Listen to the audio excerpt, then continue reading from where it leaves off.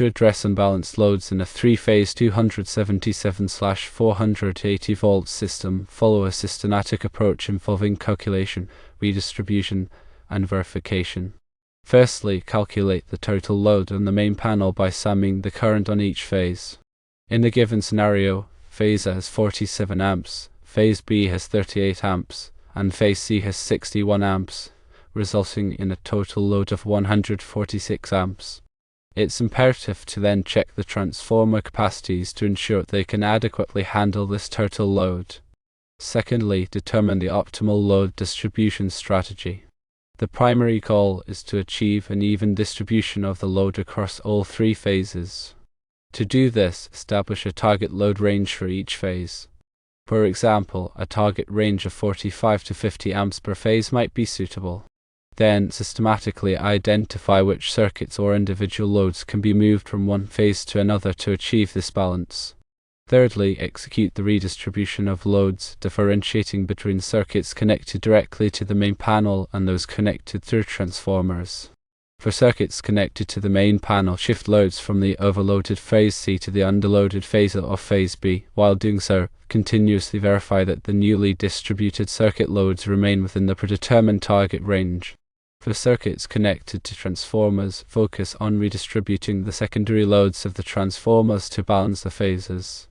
If one transformer is found to be overloaded, transfer a portion of its secondary loads to the other transformer and confirm that the new transformer loads are within their specified capacity limits. After redistributing the loads, the fourth step is to verify and monitor the system. Conduct a thermal scan or thermography to confirm that the heating problems that initially flagged the issue have been resolved. Implement a regular monitoring schedule to ensure that the load remains balanced over time and that no further heating issues arise. Consider a practical example.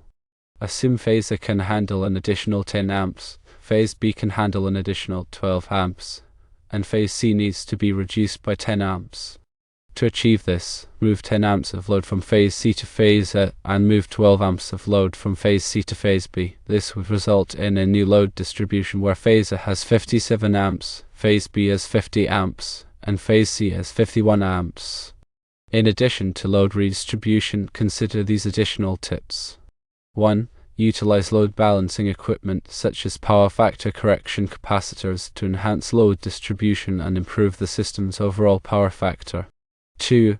If the transformer capacities are insufficient to handle the load, consider upgrading to transformers with higher ratings.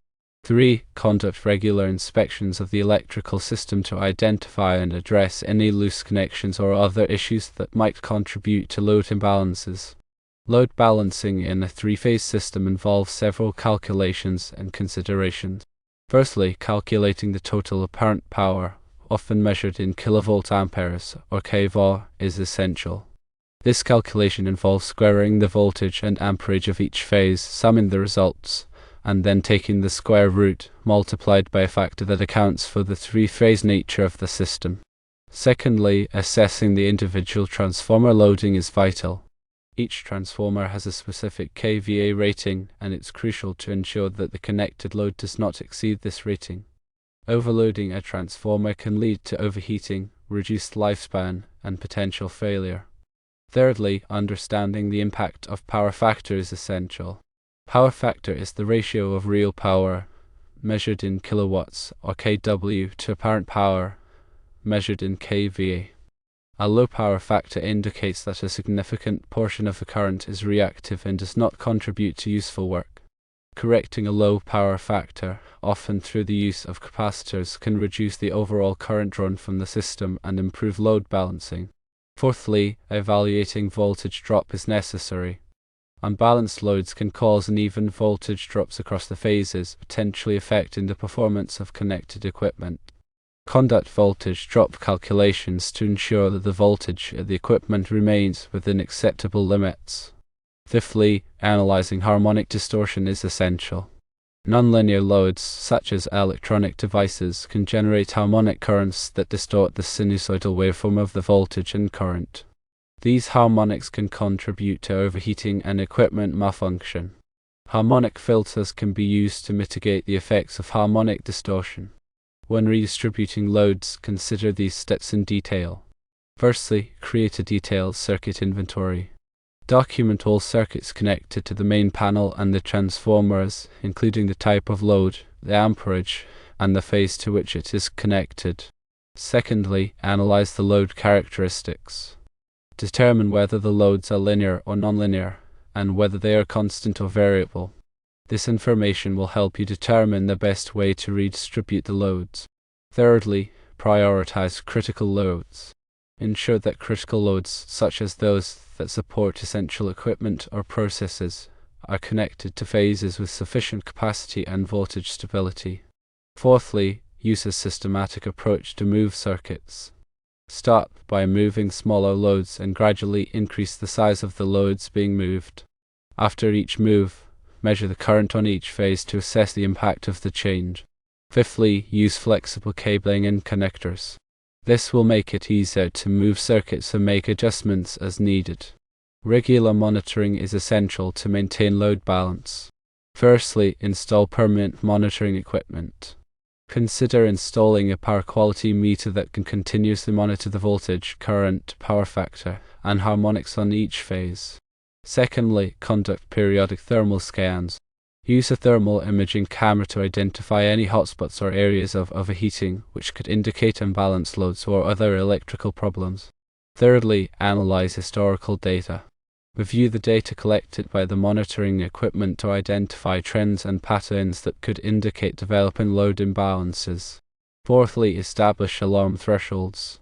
Set alarm thresholds for voltage, current, power factor, and harmonics. When these thresholds are exceeded, the monitoring system should automatically send an alert to the maintenance team. Fifthly, train personnel.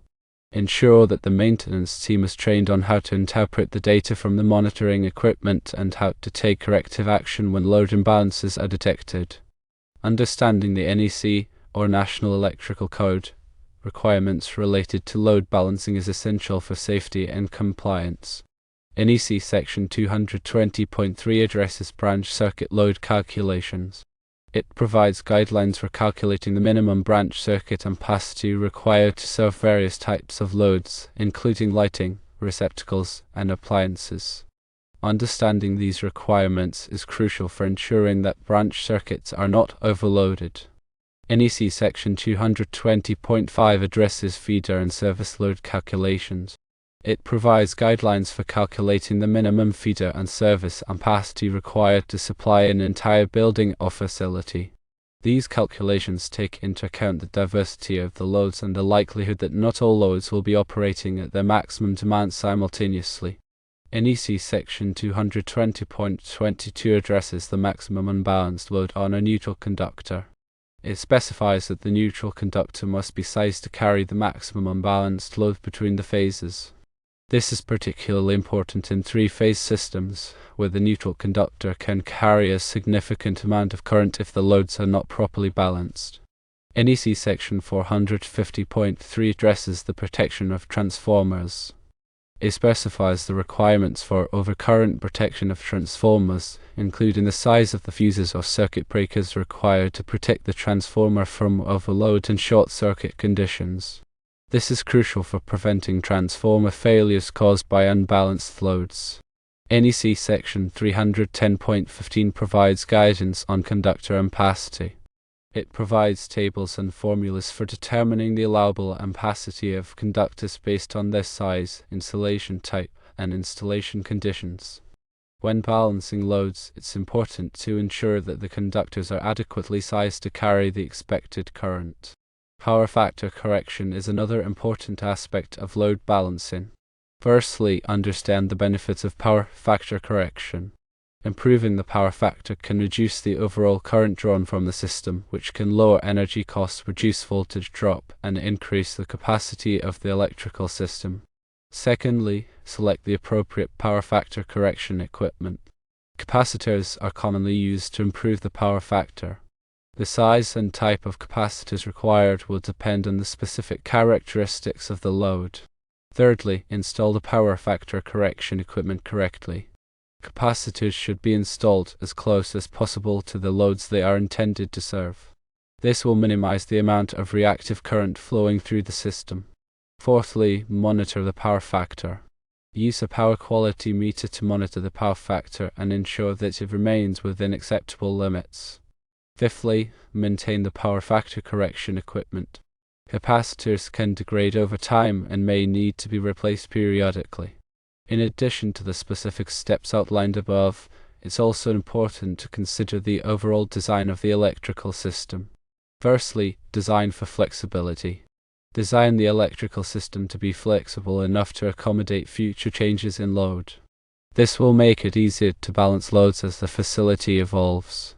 Secondly, use separate circuits for different types of loads. This will help to isolate problems and make it easier to redistribute loads. Thirdly, use a ground fault protection system. A ground fault protection system can help to prevent electrical shocks and equipment damage caused by ground faults. Fourthly, use surge protection. Surge protection can help to protect sensitive electronic equipment from damage caused by voltage surges. Fifthly, use a well-designed grounding system.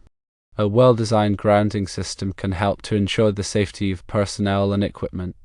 Remember that load balancing is an ongoing process, not a one-time fix.